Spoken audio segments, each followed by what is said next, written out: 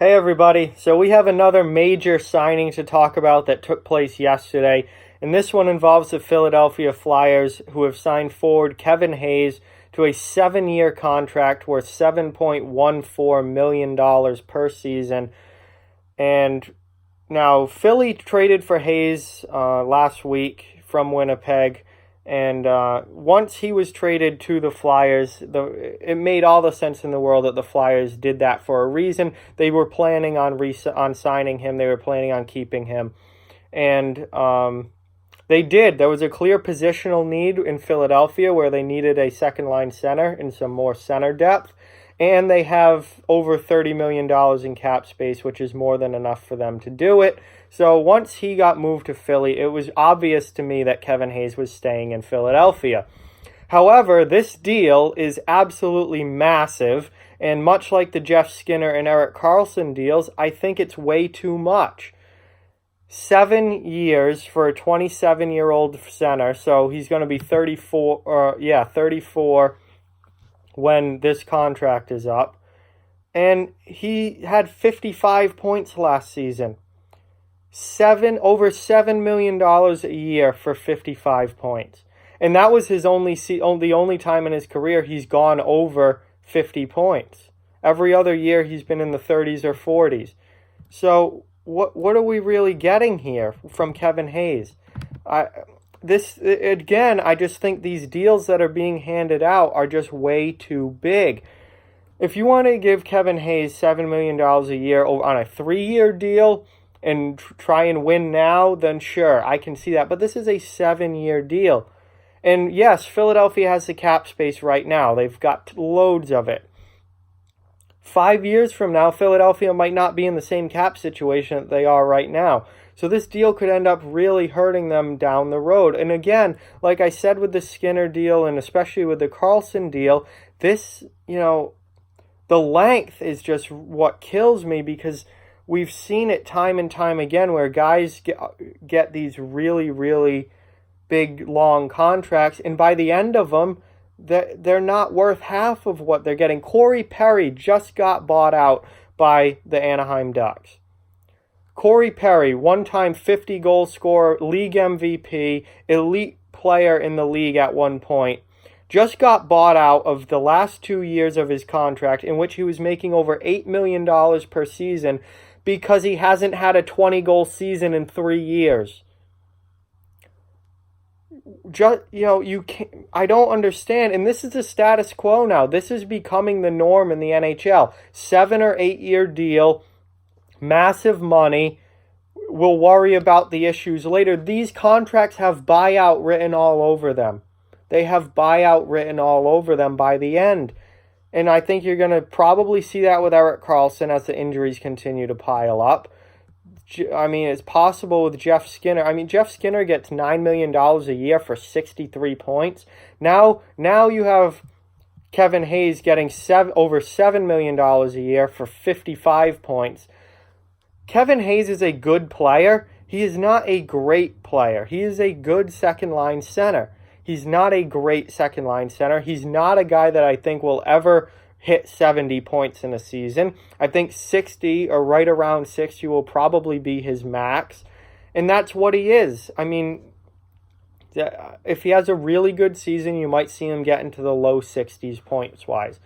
I don't see him being anything more than that. And is that really worth over $7 million per year on a 7-year deal? If they gave Hayes $6 million per year, I'd be perfectly fine with that. 6 to 6.5, I think, would have been a prime spot to sign Kevin Hayes for a deal like this. Over 7, again, I think this is going to come back to bite the Flyers long term, just like I think the Karlsson deal is going to bite the Sharks, and the Skinner deal is going to bite Buffalo. These deals are too big. And I don't know why teams are handing them out so freely. I know that they want to win, and that, I guess, is the market value. And if they don't do it, someone else will. But you know what? I'd rather draft and develop my own players from within than go out and give massive contracts to these players who really aren't deserving of the kind of money, or at least in Karlsson's case, it's a risky contract given his injury situation. Rather than do that and put myself at risk, I'd rather draft and develop my own star players from within. And I mean, why would you spend this kind of money on Kevin Hayes? It doesn't make that much sense to me. It just doesn't. He's a 50 to 60 point player. That's worth over $7 million a year now.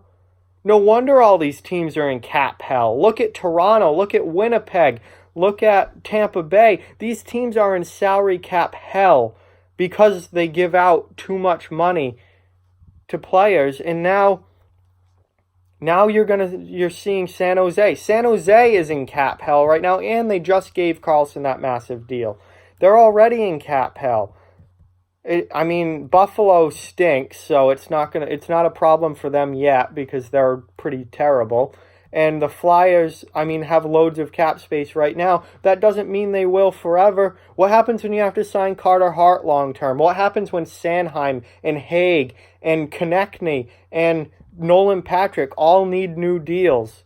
Those guys are young and on cheap deals right now. What happens when they all need new contracts?